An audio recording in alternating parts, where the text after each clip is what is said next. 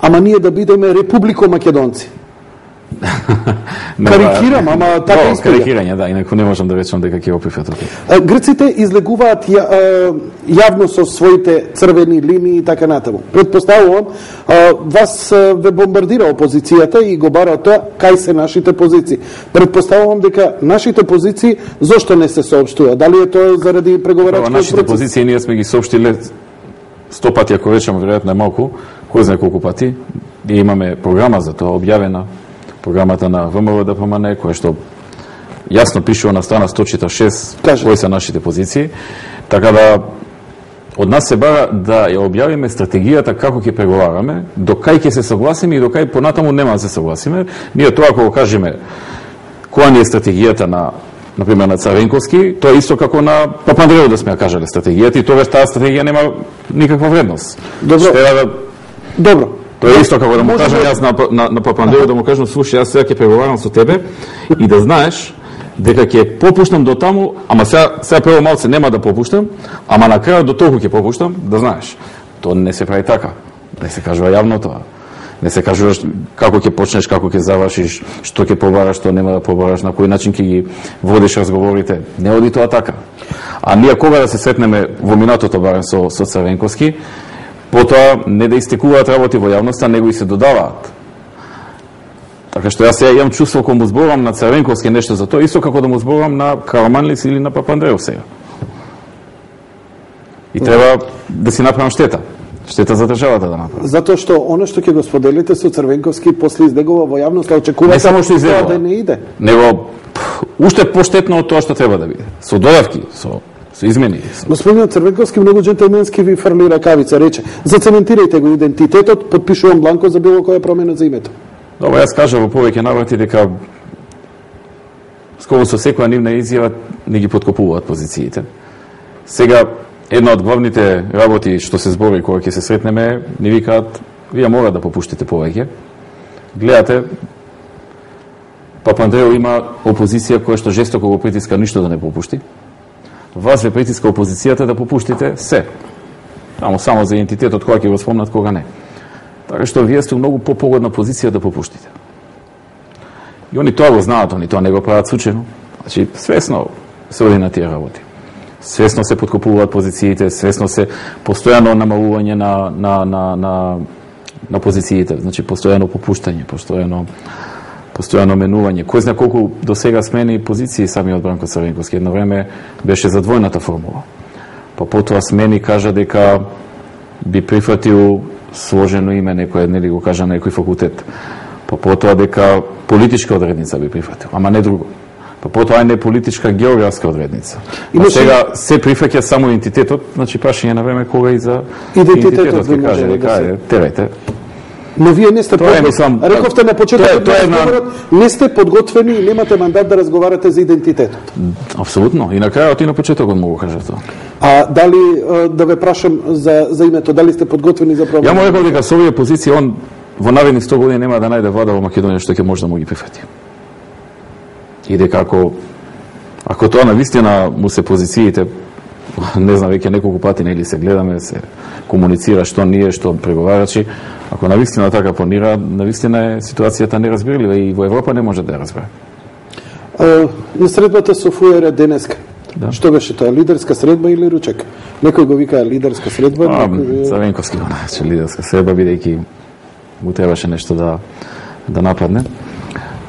Тоа е една покана од пред недела дена што имам од господинот ФУЕР за заеднички ручек со председатели на неколку партии, во кој што тој и не охрабри дека не треба да се разочараме од тоа што се случи во Брисел, дека треба да продолжиме со нашата борба за евроатлантски интеграции, односно во случајот за интеграција на Македонија во Европската унија, дека не е се загубено, дека имаме во наредните 6 месеци уште шанса, дека не треба меѓусебно да се препокуваме, туку да се фокусираме како да ја оствариме државната и национална цел. Што беше коректно од негова страна и со задоволство бев таму. Тој практично, предпоставувам, знаеше како што и се најавуваше дека што ќе се случи. Ќе се случи ова и предпоставувам и затоа превреме го закаже ручекот за да не охраби да испрати оваа порака. Дали европските земји знаат дека од нас се бара и промена на идентитет? Па сега се повеќе дознаваат. Сега се повеќе, преходно не баш. Затоа што па они сосема за други работи се брифирани некогаш од страна на грците. Се игра, се манипулира тука. Што знаат они? Дека само сме тврди неќеме да го промениме? Тие што сме ги сретнале во овој период се знаат. Се сме кажале. Како реагираат они на се ова? Некој се смее, некој не може да поверува. Има ли некој што велат, па не е проблем промена на идентитет, why not? Ба не сум сретнал такви. Не сум сретнал. Тогаш на што се должи поддршката на Грција? Има некои што не се навлезени во проблематиката и поважно кажуваат, веднаш даваат некои предлози, идеи, се случуваат такви ситуации.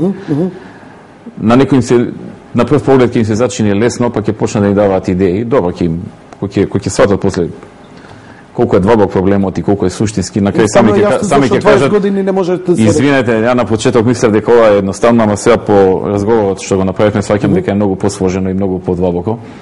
И дека прво е тешко човек да го разбере, отколку ќе го разбере треба малку повеќе и време и енергија да се потроши за да се дојде до некоја квалитетна идеја. Така да има такви што на почеток ќе спомнат нешто така од незнаење, од неинформираност. Нели сме ние виновни заради тоа? Нели требаше со години на нас за добро да ги избрифираме европските земји што од нас се бара? Па правиме се што можеме, Јанко. Не беа задоцнити малце овие кампањи и овие турнеи правење за лобирање? Сите дојден да ги информиравме, како што и најголемиот дел успеавме да ги информираме. На крајот Грција вика дека нема да дозволи. Тоа е тоа. Значи, можеш буквално се да информираш, но на крајот правилото во Европска унија е еден ако е против, се запира работата. Инаку пред малци ти спомна дека, не знам, јас сум ги изиритирал грците со аеродромот. И затоа сега станале потврди. Па ако биле пет помеки, што не го реши Црвенковски проблемот?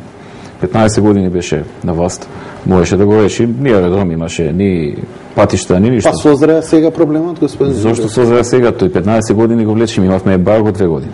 Имавме затворена граница. Што посозреан може да има проблем ако ви ставате ембарго.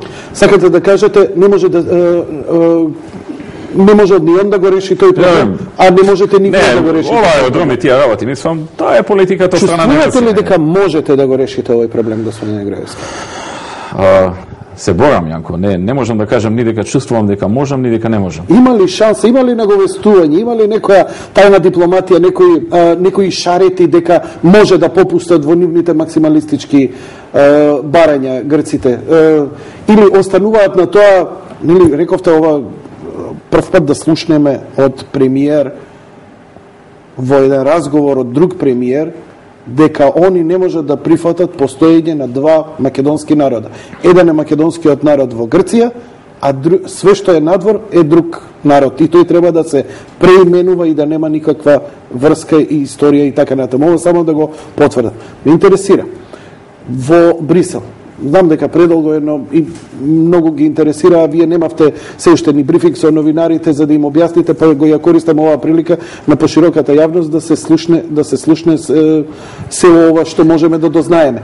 Зошто некои земји дадоа поддршка на Македонија, а зошто некои не? Тука прашувам зошто Шпанија и Грција беа цврсто на страната на Грција, зошто Германија беше воздржана, зошто Бугарија ме збуни.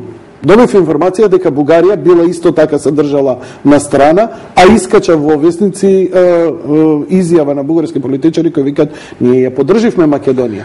Јанко, ново прашање ќе ми дозволиш да не одговорам, бидејќи Добро. Морам да ти објаснам зошто нема да одговорам, бидејќи кажувајќи која земја на наша страна била, која не била, ги ставам во непријатна ситуација тие што биле на наша. Затоа што тие па не сака да си ги нарушат до таа мера односите со Грција. За сега цел свет да пишува дека они биле за Македонија, биле против Грција и така натаму. А можеме ли да сватиме дека тоа нивни антагонизам спрема Македонија? Ќе направам една мала штета. Војнина ќе се почувствуваат непријатно да не подржат. Ќе речат се ај кај ве подржуваме, пуште не бламирате на секаде дека сме против Грција и така натаму. Така да ради функцијата што ја носам, не сум во можност да ги коментирам тие работи, но се разбира, вака еден општо одговор ќе дадам дека во прашање се интереси, во прашање се одредени релации, во прашање се други државни работи. Господине Груевски, вие соработки разни во областа на одбраната и така натаму. Безбедноста. Господине Груевски, вие бевте овде како гостин пред пар години.